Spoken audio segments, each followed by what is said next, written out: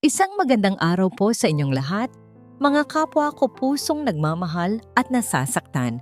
Narito na naman ang inyong lingkod upang maghatid ng isang kwentong susubok sa tibay ng ating mga puso. Gaano nga ba kabigat ang isang pangako na binitiwan sa tabi ng puntod ng iyong minamahal? At paano kung ang pagtupad sa pangakong yon ang magiging dahilan ng pinakamalaking pagkakamali sa iyong buhay? Samahan ninyo ako sa unang kabanata ng ating kwento. Isang taon. Isang taon na ang lumipas, ngunit para kay Sinag Dalisay, ang sakit ay sariwa pa rin, na para bang kahapon lamang niya inihatid sa huling hantungan ang kanyang pinakamamahal na si Tala. Nakatayo siya ngayon sa harap ng malamig na lapida nito, habang ang banayad na hangin ng hapon ay marahang humahaplos sa kanyang mukha. Tila mga kamay ni Tala na sinusubukang pawiin ang kanyang kalungkutan. Hinaplos niya ang pangalang nakaukit sa marmol. Tala, mahal ko. Bulong niya, ang boses ay basag at puno ng pangungulila. Isang taon na, pero parang hindi pa rin ako natututong huminga nang wala ka. Araw-araw, hinahanap-hanap kita. Hinahanap ka ng puso ko. Hinahanap ka ng anak natin. Huminga siya ng malalim. Pinipigilan ang mga luhang nagbabadyang tumulo. Naaalala mo ba ang huli nating pag-uusap? Ang pangako ko sa'yo? Sinabi ko sa'yo na hindi ko hahayaang lumaki si Hiraya na walang ina. Sinabi ko sa'yo na hahanap ako ng mag-aaruga sa kanya, na magmamahal sa kanya tulad ng pagmamahal mo. Pumikit siya ng mariin. Ang bigat ng pangakong yon ay dinadala niya sa bawat paggising niya sa umaga. At ngayon, naniniwala siyang oras na para tuparin ito. Sa tingin ko ay natagpuan ko na siya, Tala. Sana ay tama ang desisyon ko. Pag-uwi ni Sinag sa kanilang malaking bahay, ang tahanan ng Tala, sinalubong siya ng isang matamis na ngiti. Si Halina Robles, isang babaeng may maamong mukha at malumanay na pananalita, ang naghihintay sa kanya. At sa likod ng sofa, sumisilip ang 5 taong gulang na si Hiraya, ang bunga ng pagmamahalan nila ni Tala. Kumusta ang araw mo, mahal? Tanong ni Halina, ang boses ay kasing lambing ng musika. Ngumiti si Sinag, isang pilit na ngiti. Maayos naman. Lumapit siya sa kanyang anak. Halika rito, prinsesa ko. Nag-aalangang lumapit si Hiraya sa kanya. Mula nang pumanaw si Tala, naging mas tahimik at mahiyain ang bata. Niyakap niya ito ng mahigpit. Noon lumapit si Halina. Sa halip na tumayo lang, dahan-dahan itong lumuhod upang maging kapantay ng bata. May kinuha siya mula sa kanyang likuran, isang manika na may mahabang buhok at magandang bestida. Para sa'yo, Hiraya, sabi ni Halina sa pinakamatamis na tinig. Sana ay maging magkaibigan tayo. Nakita ni Sinag kung paano kinuha ni Hiraya ang manika. Hindi ito nagsalita, ngunit tumango ito ng bahagya. Para kay Sinag, iyon ay sapat na. Ang eksenang iyon, ang babaeng handa niyang pakasalan na lumululuhod sa harap ng kanyang anak, ang nagpatibay sa kanyang desisyon. Si Halina na nga ang sagot sa kanyang mga panalangin. Ang kasal ay naging simple at mabilisan. Isang seremonya lamang kasama ang ilang malalapit na kaibigan. Habang isinusuot ni Sinag ang singsing sa daliri ni Halina, napatingin siya kay Hiraya na nakaupo sa unang hilera, yakap-yakap ang manikang bigay ni Halina. Mukha itong isang maliit na bulaklak sa gitna ng malawak na hardin, nalilito at walang kamuwang-muwang sa mga nangyayari. Pinangako ni Sinag sa kanyang sarili na gagawin niya ang lahat upang muling maging masaya ang kanyang anak. Ngunit ang tungkulin sa kanyang kumpanya ay hindi maaring talikuran. Isang linggo matapos ang kasal, kailangan niyang umalis para sa isang mahalagang business trip sa ibang bansa. Ito ang pinakamabigat na pag-alis na naranasan niya. Sa airport, Mahigpit ang yakap niya kay Hiraya. Magpapakabait ka anak ha? Makikinig ka kay Mama Halina mo. Babalik din agad si Itay pangako. Itay, wag ka na umalis. Bulong ng bata. Ang mukha ay nakasubsob sa kanyang dibdib. Bumigat ang puso ni Sinag. Kailangan, prinsesa ko. Para sa'yo rin to. Babawi si Itay pag-uwi ko. Hinalikan niya ito sa noo bago niya ito dahan-dahang ibinigay kay Halina. Kami na ang bahala rito. Mahal, sabi ni Halina. Hinahaplos ang likod ng bata. Mag-iingat ka roon. Hihintayin ka namin. Ngumiti ito sa kanya. Isang nangiti na puno ng pangunawa at pagmamahal. Iyon ang huling imahe na baon-baon ni Sinag habang naglalakad siya papasok sa departure area. Sa loob ng eroplano, habang dahan-dahan itong umaangat sa himpapawid, nakadungaw si Sinag sa bintana. Iniisip niya ang dalawang babaeng naiwan niya. May kirot sa kanyang puso, ngunit mayroon ding bagong pag-asa. Sa wakas, natupad na niya ang kanyang pangako kay Tala. Magkakaroon na muli ng isang buong pamilya, si Hiraya. Hindi niya alam na sa baba, sa viewing deck ng airport habang pinapanood din ng mga ito ang paglipad ng eroplano, ang matamis na ngiti sa mga labi ni Halina ay unti-unting naglaho. Pinalitan ito ng isang malamig at blangkong ekspresyon. Ang mga kamay niyang kaninay, maamong humahaplos sa likod ni Hiraya, ay bahagyang humigpit nang ang eroplano ay tuluyan ng naging isang maliit na tuldok sa kalangitan. Ibinaba ni Halina ang kanyang tingin sa batang walang kamalay-malay sa kanyang tabi. Ang mga matang kaninay puno ng pag-aaruga habang nakatingin kay Sinag ay ngayoy matalim at walang anumang emosyon. Ang biyahe pauwi mula sa airport ay nababalot ng kakaibang katahimikan. Mahigpit ang yakap ni Hiraya sa manikang bigay ni Halina, ang tanging paalala ng init at kabaitan na ipinakita nito sa kanya. Ngunit ngayon, habang magkatabi sila sa likod ng sasakyan, wala na ang mga matatamis na ngiti at malalambing na salita. Nakatingin lang si Halina sa labas ng bintana. Ang kanyang mukha ay seryoso at hindi mabasa. Naramdaman ni Hiraya ang panlalamig sa pagitan nila, isang bagay na hindi niya maipaliwanag. Pagpasok nila sa pinto ng tahanan ng Tala, narinig ni Hiraya ang malakas na pag-click ng seradura. Bigla, ang malawak at maliwanag nilang bahay ay tila naging isang kulungan. Nawala na ang mga katulong na laging nag-aasikaso sa kanila. Maaga pa lang ay sinabihan na sila ni Halina na magbakasyon muna. Silang dalawa na lang. Inangat ni Hiraya ang kanyang manika, isang munting pagsubok na ibalik ang dating sigla. Mama Halina, tingnan mo po. Ang ganda niya. Lumingon si Halina. Ang mga mata nito ay walang buhay, walang anumang bakas ng pagmamahal na nakita ni Hiraya kanina. Dahan-dahan itong lumapit. Inaasahan ni Hiraya na hahaplusin nito ang buhok ng manika. Ngingitian siya. Ngunit sa isang mabilis na kilos, hinablot ni Halina ang manika mula sa kanyang mga kamay. Tapos na ang pag-arte, bata. Sabi ni Halina. Ang boses ay malamig at matigas. Malayong malayo sa malambing na tinig na narinig ni Sinag. Namilog ang mga mata ni Hiraya sa gulat. Bago pa siya makapagsalita, walang awang inihagis ni Halina ang manika sa basurahang nasa gilid ng kusina. Wala na ang tatay mo para panoorin tayo. Mula ngayon, dito sa bahay na to, ako ang masusunod. At ikaw, dinuro niya si Hiraya. Panahon na para may pakinabang ka. Nagsimulang manginig ang mga kamay ni Hiraya. Hindi niya maintindihan. Ang babaeng nangako sa kanyang tatay na aalagaan siya ay biglang naging isang halimaw. Pumunta si Halina sa ref, kumuha ng isang karton ng dark grape juice at sinadyang ibuhos ito sa puting-puting sahig ng kanilang sala. Ang matingkad na kulay lila ay kumalat na parang isang masamang mantsa sa kalinisan ng kanilang tahanan.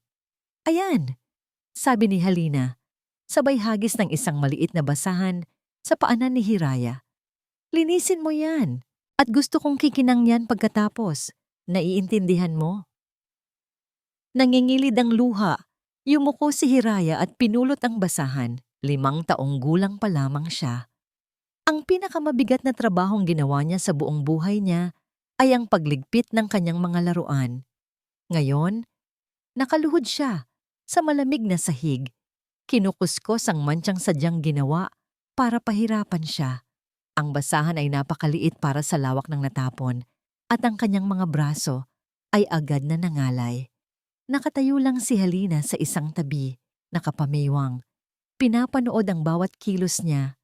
Bawat pagod na paghinga ni Hiraya ay tila musika sa pandinig nito. Matapos ang halos 1 oras, nang sa wakas ay natapos ni Hiraya ang paglilinis, tinuro ni Halina ang hagdanan. Ang kwarto ng mga magulang mo, sabi nito nang may diin sa salitang mga. Bawal kang pumasok dyan. Yan ang kwarto ko. Malinaw? Tumangulang si Hiraya, hindi magawang magsalita. Ang kwartong iyon ang kanlungan niya. Doon pa nakatago ang mga damit ng kanyang mamatala na madalas niyang niyayakap kapag nalulungkot siya. Ngayon, ipinagkakait na rin yon sa kanya. Dumating ang oras ng hapunan. Amoy na amoy ni Hiraya ang masarap na adobo na niluto ni Halina. Kumakalam na ang kanyang tiyan. Ngunit sa halip na paupuin siya sa malaking lamesa kung saan sila laging sabay-sabay kumain noon, iniwan siya ni Halina sa sala. Narinig niya ang tunog ng mga kubyertos mula sa dining area. Nag-iisa lang kumakain si Halina. Nang matapos ito, lumabas ito ng kusina na may dalang isang maliit na plato. May lamang kaunting kanin at 2 pirasong tira-tirang karne. Diyan ka sa kusina kumain. Utos nito. Inilapag ang plato sa maliit na mesa ng mga katulong. At pagkatapos mo, hugasan mo ang lahat ng pinagkainan. Habang mag-isang kumakain ng malamig na tira, sunod-sunod na pumatak ang mga luha ni Hiraya sa kanyang plato. Ang tahanang dati puno ng pagmamahal at tawanan ay naging isang lugar ng takot at kalungkutan sa loob lamang ng 1 araw. Pagod ang katawan at wasak ang puso, pumasok si Hiraya sa kanyang silid. Isinara niya ang pinto at doon ibinuhos ang lahat ng kanyang iyak. Gumapang siya papunta sa ilalim ng kanyang kama at kinuha ang isang maliit na kahon. Binuksan niya ito. Sa loob, naroon ang isang nakatagong litrato, ang huling litrato nilang 3. Siya, si Itay Sinag, at ang kanyang mamatala. Lahat sila ay masayang nakangiti. Niyakap niya ang litrato ng mahigpit. Ang papel ay nabasa ng kanyang mga luha. Mama! Bulong niya sa hangin. Ang boses ay halos hindi na marinig. Bakit? Bakit niyo po ako iniwan? Sa isang marangyang hotel room sa kabilang panig ng mundo, ang tanging hinihintay ni Sinag Dalisay sa buong maghapon ay ang oras na makakausap niya ang kanyang anak. Ang mga business meetings ay nakakapagod, ang mga negosasyon ay nakakatuyo ng utak, ngunit ang lahat ng yon ay nawawala sa sandaling marinig niya ang boses ni Hiraya. Para sa kanya, iyon ang kanyang gasolina, ang kanyang pahinga. Dinial niya ang numero ng kanilang bahay. Ang puso ay puno ng pananabik. Hello, prinsesa ko. Bati niya nang may sumagot sa kabilang linya. Sa tahanan ng tala, ang pagtunog ng telepono ay hindi senyales ng kagalakan, kundi ng nakaambang panganib. Bago pa sagutin ni Halina ang tawag, mabilis nitong hinawakan si Hiraya sa braso. Mahigpit, masakit. Nandito na ang tatay mo, bulong ni Halina. Ang mga mata ay nanlilisik. Galingan mo ang pag-arte. Sabihin mong masaya ka. Sabihin mong mahal mo ako. Isang maling salita lang, bata. At pagsisisihan mo. Nanginginig na tumango si Hiraya. Binitawan ni Halina ang braso niya at sinagot ang telepono. Ang boses ay agad na naging matamis na parang pulot. Mahal, napatawag ka. Inilagay niya ito sa loudspeaker mode para marinig niya ang lahat. Siyempre naman, namiss ko na agad ang 2 prinsesa ko. Pakausap naman kay Hiraya. Iniabot ni Halina ang telepono kay Hiraya, kasabay ng isang matalim na tingin na nagsasabing, "Umayos ka." "Hello, Itay," sabi ni Hiraya. Ang boses ay mahina at halos paos. "Prinsesa ko, kumusta ang araw mo? Anong ginawa ninyo ni Mama Halina mo?" Masiglang tanong ni Sinag. Ang simpleng tanong na yon ay parang isang pagsusulit na kailangan niyang ipasa. Tumingin si Hiraya kay Halina na dahan-dahang tumango, nagbibigay hudyat. "Naglaro po kami." Pagsisinungaling ni Hiraya, inuulit ang eksaktong mga salitang itinuro sa kanya kanina. "Binilan po ako ni Mama Halina ng bagong laruan." Sa kabilang linya, napangiti si Sinag. "Talaga? Ang bait naman pala ng Mama Halina mo. Masaya ka ba, anak?" Muling tumingin si Hiraya kay Halina.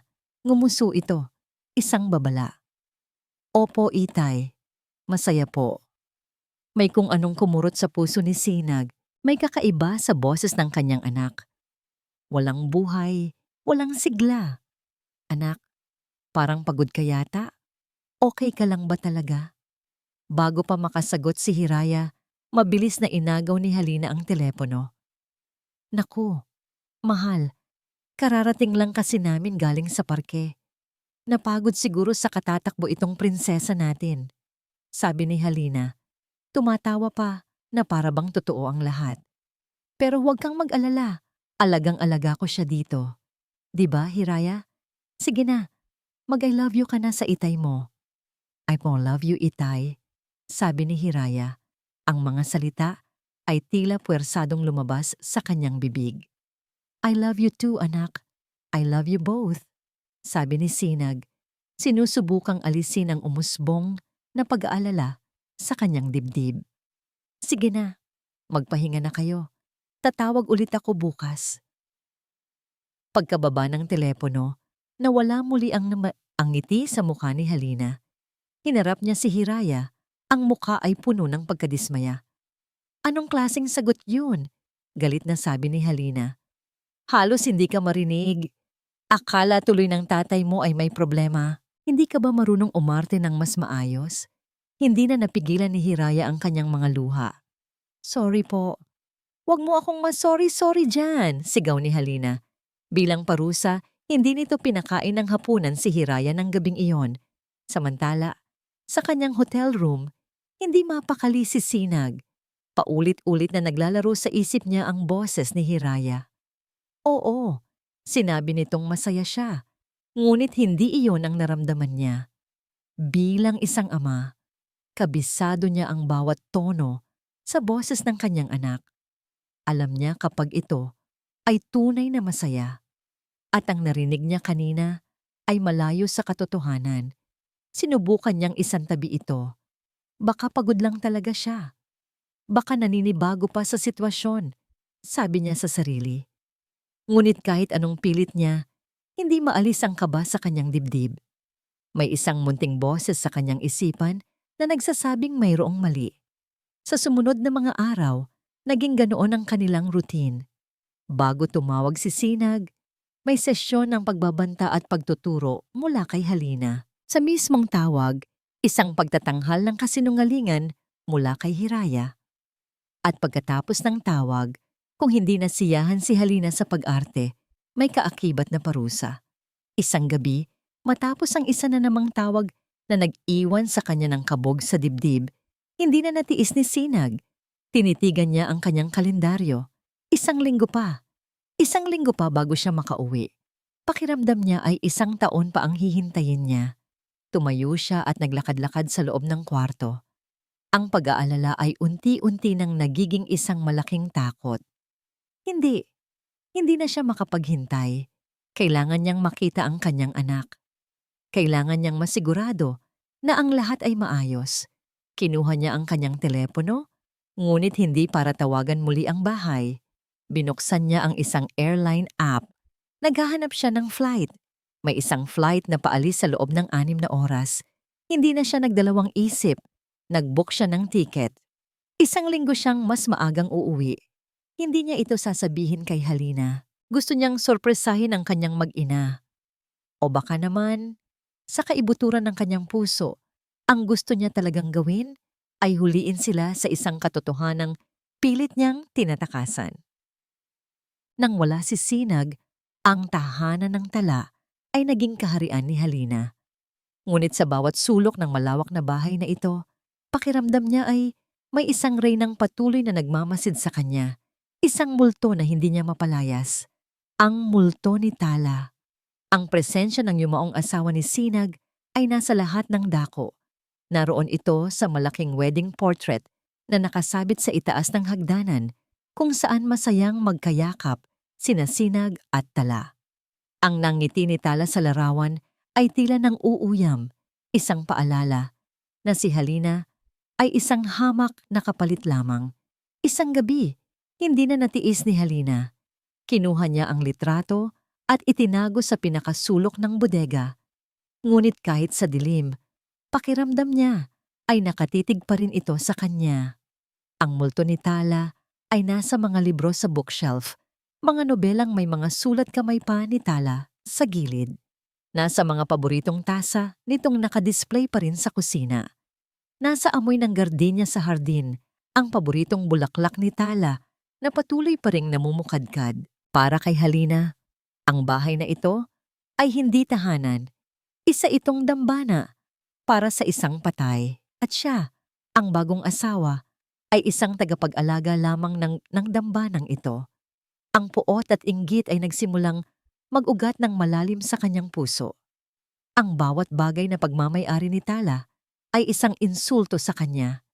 Isang hapon, habang si Hiraya ay abala sa paglilinis ng banyo, pumasok si Halina sa dating master's bedroom, ang kwartong ipinagbawal niya sa bata. Binuksan niya ang walk-in closet. Naroon pa rin ang lahat ng damit ni Tala, maayos na nakasabit na para bang babalik ito anumang oras para isuot ang mga iyon. Hinawakan ni Halina ang isang seda na bestida. Ang tela ay malambot at mamahalin. Naramdaman niya ang isang pamilyar na kirot, ang inggit na bumabalot sa kanya mula pa pagkabata. Lumaki siyang salat sa lahat, habang ang mga babaeng tulad ni Tala ay tila ipinanganak na nasa kanila na ang mundo. Sa isang iglap ng matinding galit, sinimulan niyang bunutin ang mga damit mula sa sabitan. Isa-isa niyang inihagis ang mga ito sa sahig. Kinuha niya ang mga mamahaling pabango ni Tala sa ibabaw ng tokador at ibinuhos ang laman sa inidoro. Tinipon niya ang mga libro, mga picture frame, at lahat ng memorabilia ni Tala at isinilid sa malalaking itim na garbage bag. Gusto niyang burahin ang lahat ng bakas ng babaeng yon. Gusto niyang patunayan na siya na ang reyna ngayon. Sa gitna ng kanyang pagwawala, napansin niya ang isang maliit na music box na gawa sa kahoy sa bedside table. Nang buksan niya ito, isang malamyos na himig ang tumugtog at isang maliit na balerina ang umikot. Alam niyang kay Tala ito at alam niyang mahalaga ito kay Hiraya. Sakto namang pumasok si Hiraya sa silid, pagod at pawisan. "Tapos na po akong maglinis," sabi nito, ngunit natigilan nang makita ang nagkalat na gamit ng kanyang ina. "Anong ginagawa mo?" tanong ng bata. Ang boses ay nanginginig. Ngumisi si Halina. Nagbabawas ng basura. Nakita ni Hiraya ang music box sa kamay ni Halina. "Huwag po! Bigay po yan sa akin ni Mama!" Sigaw niya at sa isang pambihirang katapangan, sinubukan niyang agawin ito. Isang malutong na sampal ang dumapos sa kanyang pisngi. Napaupo si Hiraya sa sahig, hawak ang namumulang mukha. "Huwag na huwag mo akong sisigawan," bulyaw ni Halina. Sa gitna ng kanilang komprontasyon, biglang nagring ang telepono ni Halina. Isang numero na hindi nakasave sa contacts niya. Agad siyang lumabas ng kwarto at sinagot ito sa pasilyo. "Hello? Halina, kamote ka. Nasaan na ang bayad mo?" Isang magaspang na boses ng lalaki ang narinig niya. "Akala mo ba makakatakas ka na dahil nakapangasawa ka ng mayaman? Isang buwan ka nang late." Nanlamig ang buong katawan ni Halina. Ito ang kanyang pinakatatagong sikreto. Ang malaking utang niya Sa sugal na siyang nagtulak sa kanya, nabilisan ang pagpapaibig kay Sinag. Sandali lang, bigyan niyo pa ako ng oras, pakiusap niya. Nasa abroad pa ang asawa ko. Pagbalik niya, makukuha ko ang pera. Siguraduhin mo lang, Halina. Dahil kung hindi, baka hindi lang pera ang singilin namin sa'yo. Baka pati yung maganda mong mukha, sirain namin. Banta ng lalaki bago ibaba ang tawag. Napasandal si Halina sa pader, nanginginig sa takot at galit. Puno ng problema ang kanyang isip at ang pagbabalik niya sa kwarto, ang nakita niyang umiiyak na si Hiraya ay tila naging simbolo ng lahat ng kanyang kamalasan. Ang batang ito, nakamukhang kamukha ni Tala, ang laging paalala ng kanyang pagiging pangalawa lamang. Sa sobrang inis, itinaas niya ang hawak na music box. Huwag po! Pagmamakaawa ni Hiraya. Ngunit hindi siya nakinig. Buong lakas niyang inihagis ang kahon, nagawa sa kahoy sa sahig, nagawa sa marmol. Nabasag ito. Ang malamyos na himig ay biglang naputol. Ang maliit na balerina ay humiwalay sa pinagkakabitan nito at gumulong papalayo. Isang nakakabinging sigaw ang kumawala mula kay Hiraya. Isang sigaw ng purong dalamhati at kawalan. Ang huling alaala ng musika ng kanyang ina ay tuluyan ng nawasak. Ilang araw na lang at uuwi na si Sinag. Ngunit para sa kanya, ang bawat oras na lumilipas sa loob ng tahimik na hotel room na yon ay tila isang walang katapusang paghihintay. Katatapos lang ng huling business meeting niya para sa araw na yon, at ang pagod ng buong araw ay tila mas bumibigat dahil sa katahimikan at kalungkutan na bumabalot sa kanya. Ang huling tawag niya sa bahay kanina ay nag-iwan na naman ng pamilyar na bigat sa kanyang dibdib. Ang boses ni Hiraya ay tila mas malayo, mas walang buhay. Ang mga tawa ni Halina ay parang pilit at hindi umaabot sa kanyang puso. May mali. Paulit-ulit na bumubulong ang isang bahagi ng kanyang isipan na may mali. Ngunit pilit niya itong isinasantabi, kinukumbinsi ang sarili na baka dala lang ito ng kanyang pagkamis sa mga ito. Upang maibsan ang pangungulila, binuksan ni Sinag ang kanyang laptop, hindi para magtrabaho, kundi para takasan ang kasalukuyan at balikan ang isang masayang nakaraan. Hinanap niya ang isang folder na matagal na niyang hindi nabubuksan. Mga alaala ni Tala. Doon, nakatago ang daan-daang litrato at video. Mga digital na piraso ng kanyang puso. Iprinotektahan niya ang mga ito na parang kayamanan. Ang unang video na kanyang pinindot ay may titulong Unang Hakbang ni Hiraya. Biglang napuno ang tahimik na kwarto ng tunog ng halakhak, ang malutong at masayang halakhak ni Tala. Sa screen, nasa hardin sila ng kanilang bahay. Ang sikat ng araw ay naglalaro sa mahabang buhok ni Tala. Habang nakaupo ito sa damuhan, ang mga braso ay nakaunat. Sa harap niya, ang isang maliit na Hiraya na halos isang taong gulang pa lamang noon ay nanginginig na nakatayo. Sinusubukang balansehin ang sarili. Halika kay mama, baby. Kaya mo yan. Narinig niyang sabi ni Tala sa video. Mula sa likod ng kamera, narinig din ni Sinag ang sarning boses, puno ng pag-iengganyo. Go baby, go kay Itay. Sa video, nakita niyang dahan-dahang humakbang ang maliit na si Hiraya. Ang mga kamay ay nakaunat para sa balanse. Isa, dalawa, tatlong nanginginig na hakbang bago ito, tuluyang natumba sa malambot na damo. Agad itong sinalo ni Tala sa kanyang mga bisig, niyakap at hinalikan, habang ang tawa nilang dalawa ay nagahalo sa hangin. Napangiti si Sinag habang pinapanood ito. Ngunit ang nangiti ay may kasamang hapdi. Sunod niyang binuksan ang isa pa. Hiraya's third birthday. Ang eksena ay nasa loob ng kanilang bahay, puno ng mga lobo at bisita. Sa gitna, naroon si Hiraya sa kanyang high chair. Ang mukha ay puno ng icing mula sa cake. Si Tala ay nasa tabi nito, pinupunasan ang bibig ng anak, habang si Sinag naman ang may hawak ng cake. Inaabutan si Hiraya ng isa pang hiwa. Ang eksena ay perpekto, isang larawan ng isang masaya at kumpletong pamilya. Habang pinapanood niya ang masasayang mukha sa screen, naramdaman ni Sinag ang luhang dahan-dahang dumaloy sa kanyang pisngi. Ang saya sa video ay nagpapatingkad lamang sa lungkot na nararamdaman niya ngayon. Hinaplos niya ang screen ng laptop, ang kanyang daliri ay marahang dumadampi sa nakangiting mukha ni Tala. Mahal ko, bulong niya sa hangin. Ang hirap-hirap pala. Isinara niya ang video player. Hindi na kinaya ng kanyang puso ang panonood. Ang bigat sa kanyang dibdib ay halos hindi na niya kayang dalhin. Ipinatong niya ang kanyang ulo sa kanyang mga kamay. Hinahayaang dumaloy ang luhang kanina pa niya pinipigilan. Nang iangat niya ang kanyang tingin, napako ito sa desktop ng kanyang laptop.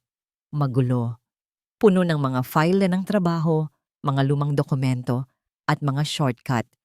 Ngunit sa gitna ng lahat ng iyon, may isang icon na nakaagaw ng kanyang pansin. Isang icon na matagal na niyang hindi nakikita, na halos nakalimutan na niyang naroon pa pala. Ang icon ay isang simpleng hugis mata, at sa ilalim nito ay may pangalang sila mismo ni Tala, ang nag-isip. Tala's Eye. Bigla, bumalik sa kanya ang alaala. Ito ang application para sa high-tech na baby monitor at security camera system na ipinakabit nila sa buong bahay nung isinilang si Hiraya. Para kahit nasa opisina tayo, makikita pa rin natin ang prinsesa natin. Sabi ni Tala noon. Nakakonekta ito sa kanilang mga telepono at laptop at binansagan nila itong Tala's Eye dahil si Tala ang laging pinakamatagal manood.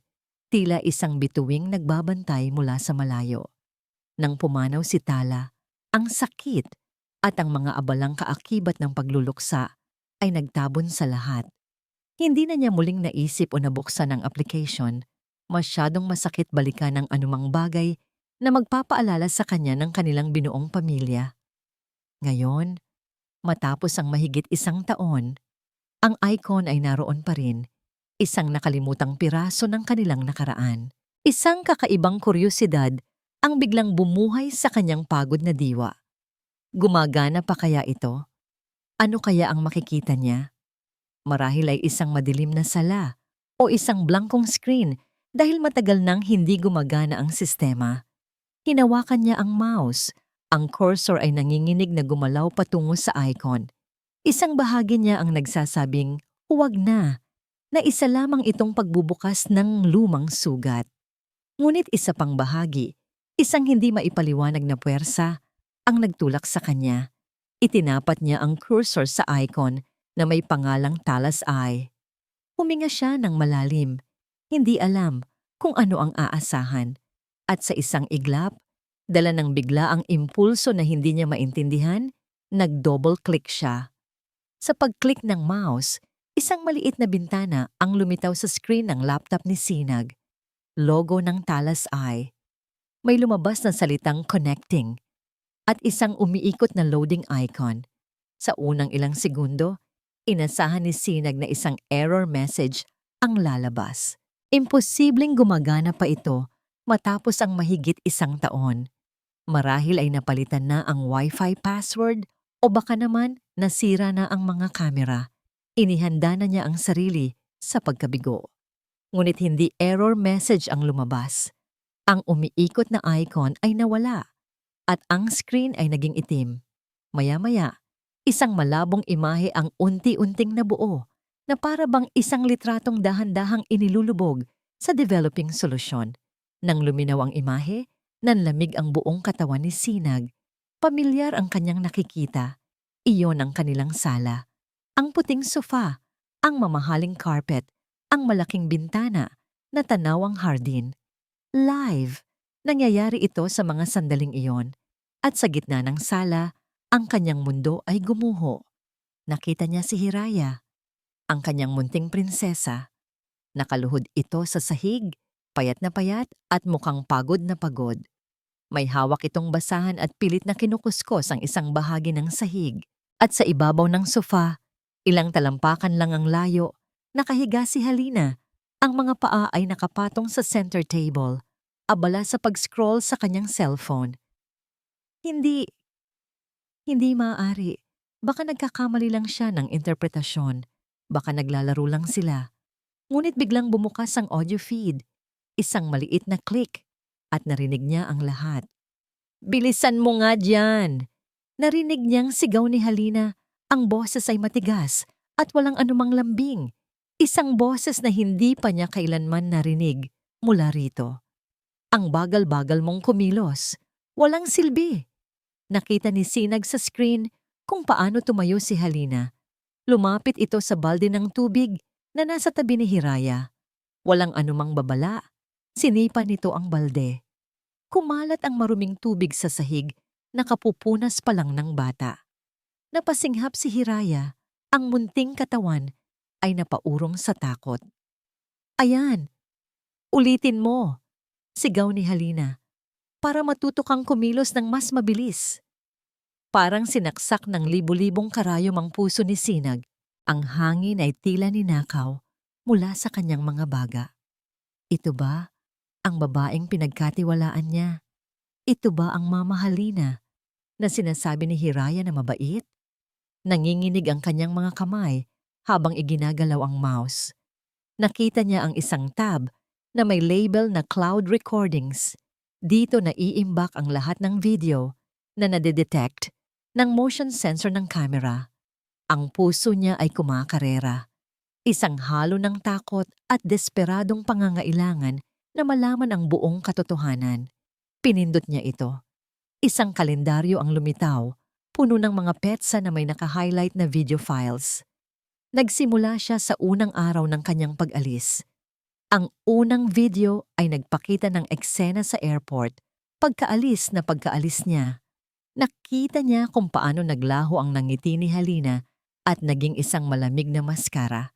Sunod na video, ang paghagis ni Halina sa manikang ibinigay nito kay Hiraya. Narinig niya ang mga salitang, "Tapos na ang pag-arte, bata." Video pagkatapos ng video, isang nakakasindak na montage ng kalupitan ang nabuo sa harap ng kanyang mga mata. Nakita niya si Hiraya na pinapakain ng tira-tira sa kusina. Nakita niya itong pinapalo ng tsinelas dahil sa mabagal na paglilinis. Nakita niya ang takot sa mga mata ng kanyang anak sa tuwing lalapit si Halina. At ang pinakamasakit sa lahat, isang video mula sa kamera sa pasilyo sa itaas. Nakita niya si Halina na winawasak ang mga gamit ni Tala. Nakita niya si Hiraya na sumisigaw, sinusubukang iligtas ang music box ng kanyang ina. At nakita niya ang malutong na pagsampal ni Halina sa kanyang anak bago nito tuluyang basagin ang huling alaala ni Tala. Sa bawat video, mas lalong nadudurog ang puso ni Sinag at ang pagkadurog na yon ay dahan-dahang napapalitan ng isang apoy ng puot na hindi pa niya kailanman naramdaman. Ang pag-aalala niya ay naging pagkumpirma. Ang pagdududa niya ay naging isang bangungot na katotohanan. Ang huling video na kanyang pinanood ay kuha ng nakaraang gabi lamang. Pagkatapos ng kanilang tawag sa telepono, nakita niya si Halina na itinutulak si Hiraya papasok sa kanyang kwarto. Wala kang hapunan. Matuto kang umarte ng maayos. Narinig niya ang pag-iyak ng kanyang anak sa likod ng saradong pinto. Sa puntong iyon, hindi na niya kinaya. Sa isang malakas na kalabog, isinara niya ang laptop. Ang screen ay naging itim, ngunit ang mga imahe ng pagdurusa ng kanyang anak ay malinaw na nakaukit sa kanyang isipan. Tumingala siya, huminga ng malalim, ngunit ang hangin na kanyang hinihila ay tila apoy na lalong nagpapaningas sa galit sa kanyang dibdib. Ang kanyang mga mata ay namumula, hindi dahil sa luha, kundi dahil sa purong galit. Ang babaeng iyon, ang halimaw na iyon, hinawakan niya ang kanyang anak, sinaktan niya ang kanyang prinsesa, kinuha niya ang kanyang telepono, hindi para tumawag, hindi para mag-text. Binuksan niya ang airline app, walang pag-aalinlangan. Kailangan niyang umuwi. Ngayon na. Ang halos 14 na oras na biyahe sa eroplano ay naging isang mahabang panahon ng pagmumuni-muni para kay Sinag. Hindi siya natulog, hindi siya kumain. Nakaupo lamang siya sa kanyang business class seat, nakatingin sa kadiliman sa labas ng bintana. Ngunit ang tanging nakikita niya ay ang mga paulit-ulit na imahe mula sa talas-ay. Ang Sinag-Dalisay na lumulan sa eroplanong iyon ay hindi na ang Sinag-Dalisay na umalis ng Pilipinas ilang linggo na ang nakalipas. Ang lungkot at pagsisisi ay naroon pa, ngunit natabunan na ito ng isang bagong damdamin, isang malamig, nakalkula, at nagngangalit na determinasyon. Wala na ang nagdadalamhating asawa at nag-aalalang ama. Ang naroon ngayon ay isang predator na naghahanda para sa kanyang pag-atake. Sa bawat oras na lumilipas, mas lalong nabubuo ang plano sa kanyang isipan. Hindi ito magiging isang marahas na komprontasyon na puno ng sigawan. Hindi. Masyadong magandang parusa yon para kay Halina. Ang kailangan niya ay hindi lang basta paghihiganti. Kailangan niya ng hustisya para kay Hiraya at kailangan niya itong gawin ng tama. Sa kalagitnaan ng flight, binuksan niyang muli ang kanyang laptop. Hindi para manood pa, kundi para i-download ang mga pinakamalulubhang video clips sa isang secure na hard drive. Ang pagsampal, ang pagsipa sa balde, ang pagkakait ng pagkain, ito ang kanyang mga bala, ang kanyang ebidensya. Pagkatapos, gumawa siya ng 2 tawag gamit ang satellite phone ng eroplano. Ang una ay sa kanyang pinagkakatiwalaang abogado, Attorney Reyes Sampamone. Sabi niya, ang boses ay kalmado, ngunit may nakatagong bigat. Kailangan kong mag-file ng annulment at kailangan ko ring malaman kung anong mga kaso ang maaari nating isampa para sa child abuse. Maghanda ka. Uuwi ako ngayon. Ang pangalawang tawag ay sa kanyang matalik na kaibigan na si Miguel, isang malaking tao na may mabuting puso. Miguel, pare, sabi ni Sinag, kailangan ko ng pabor. Isang malaking pabor. Pagdating ko sa airport mamaya, susunduin mo ako. At pagkatapos, kailangan kong manatili ka sa labas ng bahay ko. Huwag kang magpapakita. Tatawagan kita kapag kailangan na kita. Paglapag ng eroplano sa Maynila, madaling araw pa lang, ang hangin ay mainit at maalinsangan, ngunit hindi ito napansin ni Sinag. Ang tanging nararamdaman niya ay ang apoy sa kanyang dibdib, gaya ng napag-usapan, naghihintay na si Miguel sa labas. Sinag! Anong nangyari? Bakit biglaan ang uwi mo? Nag-aalalang tanong ni Miguel. Mamaya ko na ipapaliwanag lahat, pare. Sa ngayon, dalhin mo muna ako sa pinakamalapit na hotel sa village namin. Sagot ni Sinag. Ang kanyang muka ay seryoso. Sa halip na umuwi, nag-check-in si Sinag sa isang hotel na may 5 minutong biyahe lang ang layo mula sa kanyang bahay. Kailangan niya ng isang command center. Isang lugar kung saan maaari niyang pagmasdan ang huling pagkakataon sa kanyang kaaway bago siya kumilos. Sa loob ng hotel room, agad niyang binuksan ang kanyang laptop at kumonekta sa talas-ay. Live feed. Umaga na sa kanilang bahay. Nakita niya si Halina na nag-aayos ng almusal para sa sarili niya lamang. Pagkatapos, lumabas si Hiraya mula sa kanyang kwarto. Ang mga mata ay malungkot at ang mga balikat ay nakakrus. Walang good morning, walang yakap. Ang unang salitang narinig ni Sinag mula kay Halina para sa araw na yon ay isang utos. Hugasan mo lahat ng pinagkainan ko at pagkatapos, labhan mo yung mga puting damit, yung di kamay lang para siguradong malinis. Pinanood ni Sinag ang kanyang 5 taong gulang na anak na tumuntong sa isang maliit na bangkito para maabot ang lababo. Pinanood niya itong magbuhat ng isang maliit na batya ng damit papunta sa laundry area sa likod bahay. At doon niya nakita ang perpektong tiyempo. Nakita niya si Halina na umakyat sa itaas para maligo. Ito na ang pagkakataon. Umalis si Sinag sa hotel. Sumakay siya sa kanyang sasakyan. Nagmaneho siya ng dahan-dahan Ang puso ay kalmado, ang isip ay matalas. Ang lahat ng emosyon ay nakatago sa likod ng isang maskara ng yelo. Ipinark niya ang sasakyan sa kanto, kung saan hindi ito makikita mula sa bahay.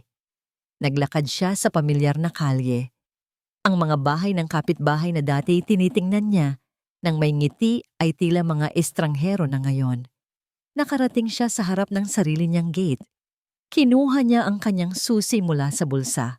Dahan-dahan, walang ingay, binuksan niya ang maliit na pinto sa gilid. Nakapasok na siya sa kanyang bakuran. Mula sa bintana ng kusina, tanaw niya ang likod ng kanyang anak. Nakayuko ito sa batya, ang maliliit na braso ay pilit na kinukuskos ang isang puting polo. Ang sikat ng araw ay tumatama sa likod nito. Ngunit para kay Sinag, ang kanyang anak ay nababalot ng kadiliman. Dahan-dahan siyang lumapit sa pintuan sa likod. Ang pintuan na laging bukas. Kinuha niya muli ang isa pang susi. Dahan-dahan niya itong ipinasok sa seradura. Pinihit niya ito ng walang anumang tunog. Ang pinto ay bahagyang bumukas. Nasa loob na siya ng sarili niyang pamamahay. Isang estranghero, isang anino, naghihintay. Katatapos lang maligo ni Halina. Suot ang isang mamahaling silk robe na kinuha niya mula sa closet ni Tala. Bumaba siya ng hagdanan. Pakiramdam ay siya na ang tunay na reyna ng pamamahay. Amoy na amoy niya ang pabangong ipinaligo niya. Isa pang bagay na ninakaw niya mula sa mga gamit ng yumaong asawa ni Sinag. Dumiretso siya sa likod bahay kung saan kung saan niya iniwan si Hiraya. Nadatnan niya itong nakaupo sa sahig, umiiyak ng tahimik habang pilit pa ring kinukuskos ang damit. Ano na namang pag-iinarte yan? Mataray na tanong ni Halina. Hindi ka pa ba tapos? Ang isang pirasong damit, inaabot ka na ng isang oras. Hindi sumagot si Hiraya. Patuloy lang ito sa paghikbi. Lalong nainis si Halina. Bingi ka ba? Sabi ko, tumayo ka dyan at bilisan mo. Ngunit bago pa man niya mahawakan ng bata, isang kakaibang pakiramdam ang kanyang naramdaman. Isang malamig na anino. Pakiramdam niya ay may nakatingin sa kanya. Dahan-dahan siyang lumingon papunta sa pintuan ng kusina. At doon, ang mundo niya ay huminto. Nakatayo si Sinag. Hindi ang Sinag na malungkot at puno ng pag-asa na inihatid niya sa airport. Ang Sinag na nasa harap niya ngayon ay isang estranghero. Ang mga mata nito ay walang emosyon, malamig na parang yelo. Ngunit sa ilalim nito ay may nag-aalab na apoy. Ang kanyang postura ay kalmado, ngunit ang tensyon sa kanyang katawan ay halos nasasakal ang hangin sa paligid. Sa Sinag, nauutal na sabi ni Halina. Ang kulay sa kanyang mukha ay biglang nawala. Anong ginagawa mo rito? Akala ko ba?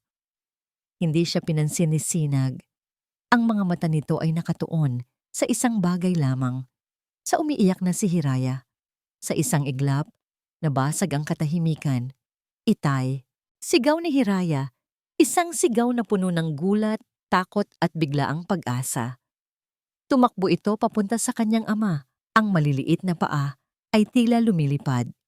Sinalubong siya ni Sinag ng isang mahigpit na yakap, binuhat at ikinubli sa kanyang dibdib na para bang sinusubukang protektahan ito mula sa buong mundo. Doon lamang bumalik sa realidad si Halina. Kailangan niyang umarte. Kailangan niyang iligtas ang sarili. Mahal, bakit hindi ka man nang nagsabi na uuwi ka? Sorpresa ba to? Sabi niya. Pilit na pinapatamis ang kanyang boses. Pilit nang ngumingiti. Hay, itong si Hiraya. Ang tigas talaga ng ulo. Ayaw magpaawat sa paglalaro ng tubig kaya pinagsasabihan ko lang. Lumakad siya papalapit. Aakmang hahawakan ang braso ni Sinag. Huwag, sabi ni Sinag. Isang salita lang. Ngunit ang lamig at bigat nito ay parang isang pader na humarang sa pagitan nila. Huwag mo kaming lalapitan. Ano bang sinasabi mo? Naguguluhang tanong ni Halina. Ang kaba ay nagsisimula nang kumain sa kanyang sistema. Dahan-dahang lumakad si Sinag papasok sa sala, buhat-buhat pa rin si Hiraya na nakasubsob ang mukha sa kanyang balikat. Sumunod si Halina. Ang isip ay nagkukumahog na maghanap ng mga palusot. "Pakiupo," utos ni Sinag. Itinuro ang sofa kung saan madalas humiga si Halina habang si Hiraya ay naglilinis. Walang nagawa si Halina kundi sumunod. Umupo siya. Ang mga kamay ay nanginginig sa kanyang kandungan. Ibinaba ni Sinag si Hiraya sa isang upuan sa kabilang dulo ng sala, malayo kay Halina. "Dito ka lang, prinsesa ko. Huwag kang matakot. Tapos na," bulong niya sa anak bago ito hinalikan sa noo. Pagkatapos, kinuha ni Sinag ang remote control ng malaking smart TV sa kanilang sala. Pinindot niya ang ilang buton. Maya-maya, ang itim na sa screen ay nagliwanag at ang unang imaheng lumabas ay ang logo ng Talas Eye. Nanlaki ang mga mata ni Halina. Hindi maaari. Ngunit huli na ang lahat. Isa-isang ipinalabas ni Sinag ang mga video sa malaking screen. Ang pagsipa sa balde, ang paghagis ng manika, ang pagkakait ng pagkain, ang pagsampal. Lahat ng kanyang mga kasalanan, lahat ng kanyang kalupitan ay ipinapalabas na parang isang horror movie, malinaw at hindi maikakaila. Ang bawat eksena ay isang dagok sa mukha ni Halina. Ang bawat sigaw niya sa video ay umalingaw sa tahimik na sala, isang testamento sa kanyang kabuktutan. Nawala ang lahat ng kulay sa kanyang mukha. Wala na siyang masabi, wala nang palusot. Huling-huli na siya nang ipalabas ang eksena kung saan binasag niya ang music box ni Tala. Hindi na napigilan ni Halina. "Itigil mo na yan," sigaw niya. Ang boses ay basag. Pinatay ni Sinag ang TV. Hinarap niya si Halina. Ang mukha ay walang ekspresyon, ngunit ang kanyang mga mata ay nag-aapoy. "Bakit?" tanong ni Sinag. Ang boses ay mahinahon, ngunit puno ng bigat. "Bakit mo ginawa to sa anak ko?" Sa wakas, bumigay na si Halina. Ang maskara ng kabaitan ay tuluyan ng nabasag at ang lumabas ay isang mukha ng purong inggit at puot. Dahil sa kanya, sigaw niya itinuro si Hiraya. Dahil sa ina niya, kahit saan ako lumingon sa bahay na to, nandoon siya. Ang mga gamit niya, ang mga litrato niya, at ang anak mo, kamukhang kamukha niya. Araw-araw, ipinapamukha niya sa akin na kapalit lang ako, na anino lang ako ng perpekto mong asawa. Tumingin si Sinag sa babaeng sumisigaw sa harap niya at wala siyang nakitang kahit anong bahid ng pagsisisi. Tanging galit at pagkamuhi. At sa sandaling iyon, ang lahat ng natitirang pag-aalinlangan sa kanyang puso ay naglaho. Tumayo siya ng tuwid. Itinuro niya ang pinto. Ang kanyang boses, nang magsalita siyang muli, ay hindi na mahinahon. Ito ay isang kulog, isang hatol. "Umalis ka sa pamamahay ko." Matapos ang malakas na sigaw ni Sinag, sandaling natigilan si Halina. Ngunit nang makita niya ang hindi matitinag na desisyon sa mga mata nito, ang galit ay napalitan ng desperasyon. Sinubukan niyang lumuhod, umiyak, magmakaawa. "Sinag, patawarin mo ako. Nagkamali ako, oo, pero bigyan mo ako ng isa pang pagkakataon." Ngunit para kay Sinag, ang babaeng nasa harap niya ay isa ng estranghero. Hindi niya ito pinakinggan. Tinawagan niya si Miguel na naghihintay sa labas. Sa loob lamang ng ilang minuto, dumating ito kasama ang 2 security guard ng village. Walang nagawa si Halina, kundi ang magpatangay palabas ng bahay, dala ang lahat ng kanyang kasinungalingan at kabiguan. Ang huling narinig mula sa kanya ay mga panunumbat at pagbabanta. Ngunit lahat ng iyon ay parang hangin na lamang kay Sinag. Nang maisara ang pinto, isang nakabibinging katahimikan ang bumalot sa tahanan ng Tala. Ang bagyo ay tapos na, ngunit ang pinsalang iniwan nito ay ngayon pa lamang nagsisimulang makita. Lumingon si Sinag sa kanyang anak. Si Hiraya ay nasa sulok pa rin, nakaupo sa upuan, yakap-yakap ang sarili na para bang nilalamig. Ang mga mata nito ay nakatitig sa kawalan, blanko at walang buhay. Ang kaninang pag-iyak ay napalitan ng isang mapanganib na katahimikan. Dahan-dahang lumapit si Sinag. Lumuhod siya sa harap ng anak. Prinsesa ko, wala na siya. Ligtas ka na. Ngunit hindi kumibo si Hiraya. Hindi man lang ito kumurap. Ang kanyang katawan ay naroon. Ngunit ang kanyang diwa ay tila naglalakbay sa isang malayong lugar kung saan walang makakaabot. At doon napagtanto ni Sinag ang isang masakit na katotohanan. Ang pagpapaalis kay Halina ay ang madaling bahagi. Ang tunay na laban ay ngayon pa lamang magsisimula. Binuhat niya si Hiraya at dinala sa kwarto nito. Maingat niya itong inihiga sa kama. Kinumutan. Ngunit ang mga mata ng bata ay nanatiling bukas at nakatitig sa kisame. Umupo si Sinag sa gilid ng kama, hawak ang maliit at malamig na kamay ng kanyang anak, at doon siya binantayan buong maghapon. Ang unang ginawa ni Sinag ay kunin ang kanyang telepono. Isa-isa niyang tinawagan ang lahat ng kanyang business partners at kliyente. May pamilya akong kailangang unahin, sabi niya sa lahat ng kausap. I am taking an indefinite leave of absence. All projects are on hold. Hindi niya inalintana ang mga posibleng pagkalugi o ang epekto nito sa kanyang kumpanya. Sa mga sandaling iyon, wala nang mas mahalaga pa kaysa sa batang tahimik na nakahiga sa kanyang harapan. Ang lahat ng yaman at tagumpay na pinagpaguran niya ay walang halaga kung hindi niya maibabalik ang nangiti sa mga labi ng kanyang anak. Kinagabihan, sinubukan niyang pakainin si Hiraya. Nagluto siya ng paborito nitong sopas. Dinala niya ito sa kwarto na may kasamang tray. Ngunit umiling lamang si Hiraya. Sinubukan niyang magkwento, basahin ang paborito nitong libro. Ngunit walang reaksyon. Sa pagdaan ng mga oras, isang mabigat na damdamin ang nagsimulang gumapang sa puso ni Sinag. Pagsisisi. Isang pagsisising mas malalim pa sa galit na naramdaman niya para kay Halina. Bakit hindi niya napansin? Bakit hindi niya pinakinggan ang sarili niyang kutob? Paano niya nagawang iwan ang kanyang anak sa isang halimaw? Ang mga tanong ay paulit-ulit na tumutusok sa kanyang isipan. Bawat isa ay mas masakit kaysa sa nauna. Hindi na niya napigilan ang sarili. Habang nakaupo sa tabi ng kanyang natutulog, o tila natutulog, na anak, ang malakas at matatag na si Sinagdalisay ay nagsimulang umiyak.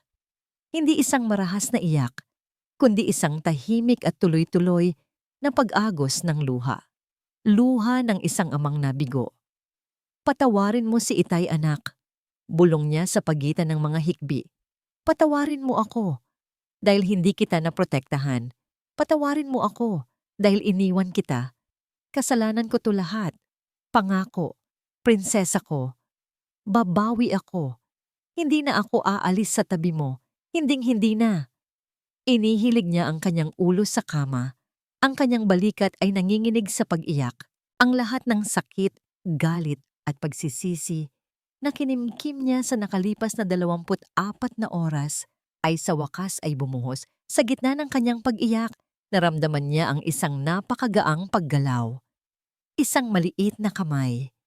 Ang kamay ni Hiraya. Dahan-dahan itong gumalaw at marahang dumampi sa kanyang ulo. Napaangat ng tingin si Sinag. Nakita niya ang kanyang anak na nakatingin na sa kanya. Ang mga mata nito ay hindi na blangko.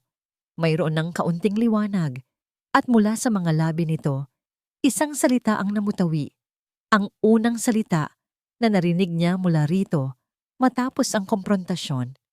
Isang salitang mahina, halos isang bulong, ngunit para kay Sinag, ito ang pinakamalinaw na tunog sa buong mundo. Itay. Lumipas ang mga linggo na naging mga buwan. Ang tahanan ng Tala ay dumaan sa isang tahimik na pagbabago. Ipinagbili ni Sinag ang malaking porsyento ng kanyang shares sa kumpanya, sapat upang hindi na niya kailangang magtrabaho Sa loob ng maraming taon, ang kanyang buong mundo ngayon ay umiikot na lamang sa isang tao, si Hiraya. Ang unang salitang binitiwan ni Hiraya, ang salitang itay, ay naging simula. Ngunit hindi ito naging isang madaling daan. May mga araw na si Hiraya ay nagkukulong sa kanyang kwarto, ayaw makipag-usap. May mga gabi kung kailan nagigising si Sinag sa mga iyak ng kanyang anak, binabangungot dahil sa mga alaalang pilit nilang tinatalikuran. Sa payo ng isang child psychologist, natutunan ni Sinag ang pinakamahalagang sangkap sa paghilom, pasensya at presensya. Sinimulan nila ang isang routine. Tuwing umaga, magkasama silang naghahanda ng almusal. Pagkatapos, dinadala ni Sinag si Hiraya sa isang art therapist. Doon, sa pamamagitan ng mga krayola at pintura, unti-unting nailalabas ni Hiraya ang mga emosyon na hindi niya kayang isatinig. Ang unang mga guhit niya ay madidilim, puro itim at pula, mga magugulong linya. Ngunit habang tumatagal, nagsimulang lumitaw ang ibang kulay, asul, dilaw, berde. Isang araw, ipinakita ni Hiraya ang kanyang iginuhit kay Sinag. Dalawang tao, isang malaki at isang maliit, magkahawak kamay sa ilalim ng isang malaking araw na nakangiti. "Ikaw to, Itay?" sabi ni Hiraya. Itinuro ang malaking tao. "At ako to."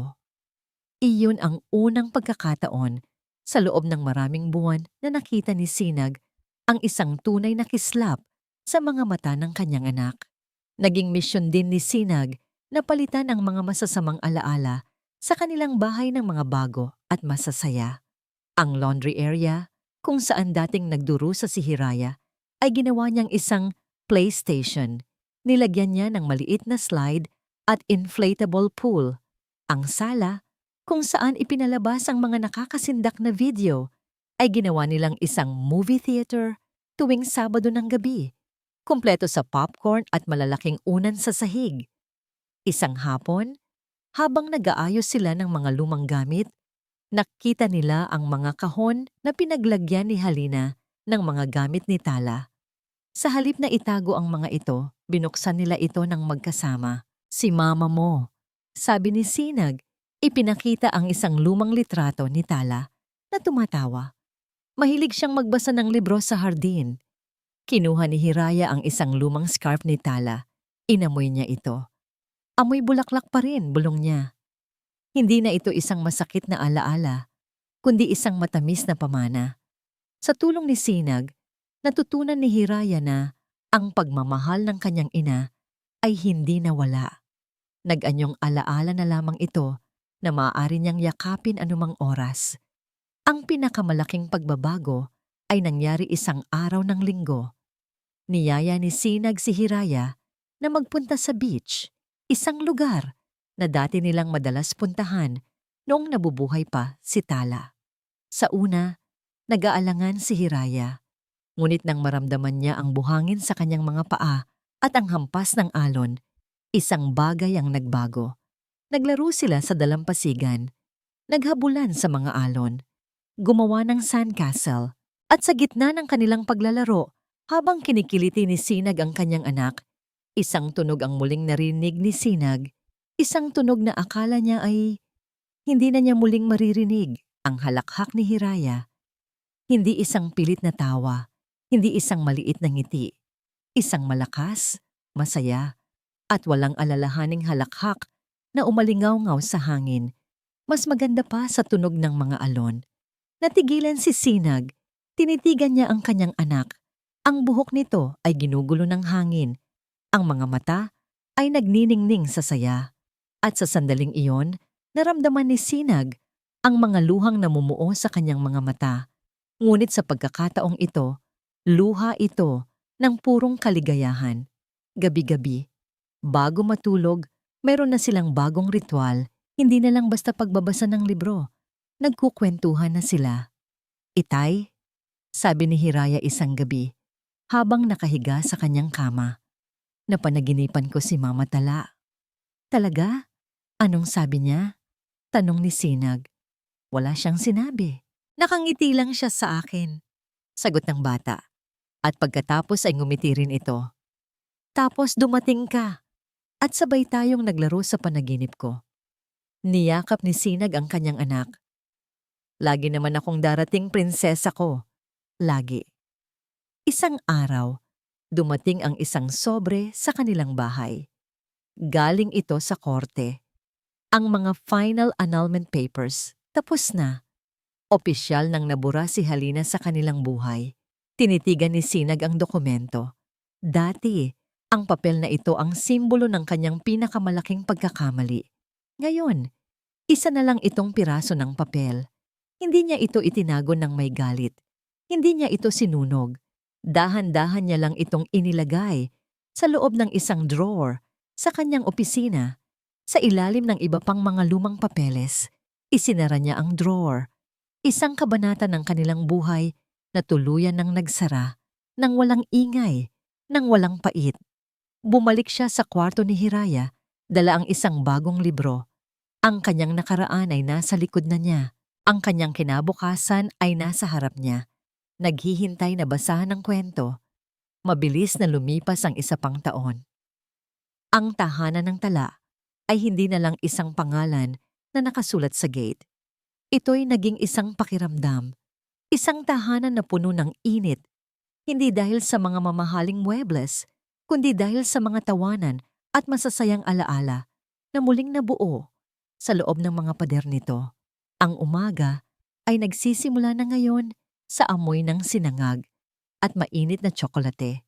Sa kusina, si Hiraya, na ngayon ay isang masiglang 6 na taong gulang na, ay nakatuntong sa kanyang maliit na stool, abala, sa paglalagay ng sprinkles sa ibabaw ng mga pancake na niluto ng kanyang ama. Itay, tingnan mo. Ginawa kong smiley face yung sayo. Masayang sabi niya.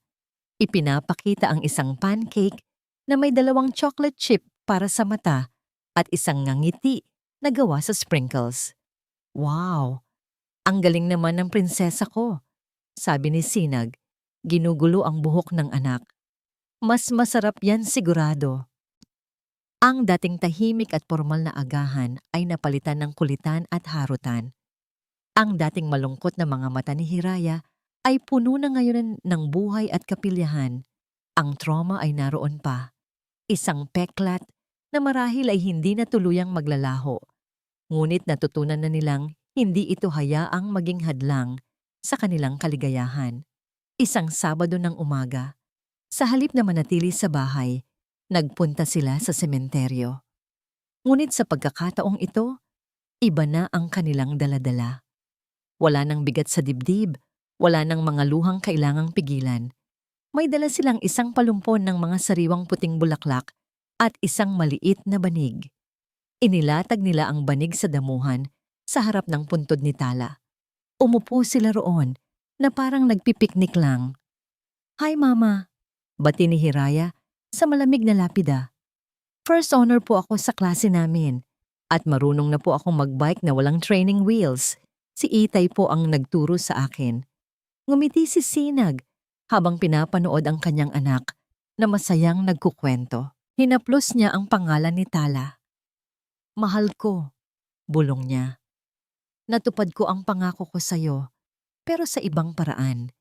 Hindi ko siya binigyan ng bagong ina dahil natuklasan ko na kaming 2 lang. Sapat na pala. Ako na ang naging ina at ama niya. At sa pag-aalaga ko sa kanya, siya naman ang naghilom sa akin. Tumingin siya sa kanyang anak na ngayon ay hinahabol ang isang paru-paro. Doon niya natagpuan ang tunay na kahulugan ng kayamanan. Hindi ito nasa stock market o sa mga multi-million peso deals. Ito ay nasa simpleng halakhak ng isang batang muling natutong magtiwala sa mundo. Pag-uwi nila, may inihandang sorpresa si Sinag. Isang malaking saranggola, hugis bituin, kulay puti at silver, kumikinang sa ilalim ng sikat ng araw. Para kay Mama Tala, sabi ni Sinag. Para kahit nasa langit siya, makikita niya kung gaano na tayo kasaya dito sa baba. Pumunta sila sa malawak nilang hardin. Ang hardin kung saan unang natutong maglakad si Hiraya. At ang hardin ding naging saksi sa marami niyang tahimik na pag-iyak. Ngayon, ang hardin na yon ay magiging lugar ng pagpapalaya. Magkahawak kamay nilang pinalipad ang saranggola. Sa una ay hirap, ngunit nang makuha nila ang tamang ihip ng hangin, ang bituin ay unti-unting umangat, pataas ng pataas, hanggang sa ito'y naging isang maliit na kumikinang na tuldok sa asul na kalangitan. Habang hawak ni Hiraya ang pisi, nakatingala at nakangiti, niyakap siya ni Sinag mula sa likuran.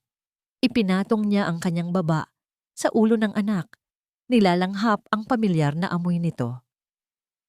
"Masaya ka ba, prinsesa ko?" tanong niya. Tumango si Hiraya, hindi inaalis ang tingin sa saranggola. "Opo, itay. Sobrang saya po." Tumingin ito sa kanya. "Basta po kasama kita." Sa mga salitang iyon, naramdaman ni Sinag ang isang kapayapaan na matagal niyang hinanap. Ang sugat sa kanyang puso ay naghilom na. Ang tahanan ng tala ay hindi na lang isang bahay na puno ng alaala ng nakaraan.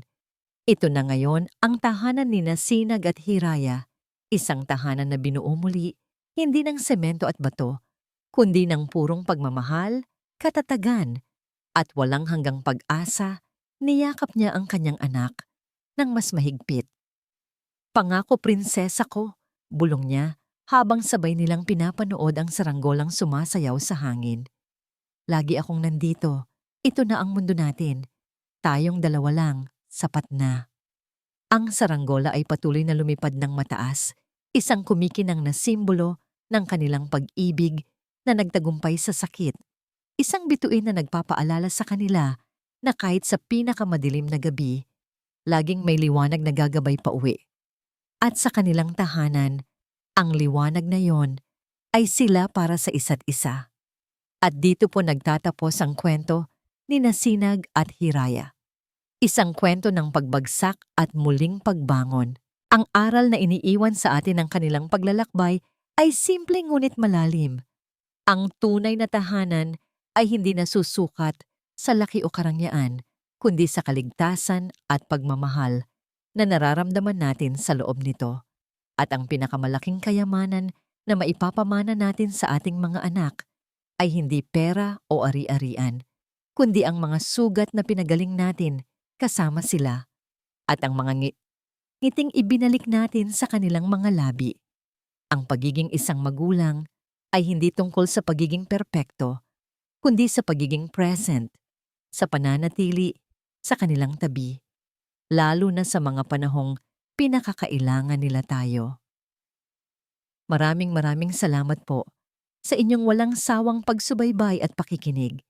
Sana po ay may napulot kayong aral at inspirasyon sa kwento natin ngayong araw. Ang inyong mga komento at reaksyon ay lubos naming pinahahalagahan.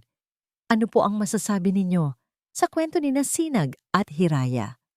At anong klaseng kwento naman po ang gusto ninyong marinig sa susunod? I-comment nyo lang po sa ibaba. Hindi dito nagtatapos ang ating paglalakbay. Marami pa pong kwentong kasing ganda at mas puno ng aral dito sa aming channel. Kung nagustuhan nyo ang kwentong ito, i-like, i-share sa pamilya at mga kaibigan at mag-subscribe na rin para lagi kayong updated sa mga susunod pa naming kwento. I-click nyo ang notification bell para kayo ang unang makarinig kapag may bago kaming upload. Muli, ito po ang inyong lingkod. Nag-iiwan ng isang paalala. Ano man ang bigat ng pagsubok, basta't may pag-ibig sa puso, laging may pag-asa. Pagpalain po kayo ng Panginoon, kayo at ang inyong buong pamilya. Hanggang sa muli.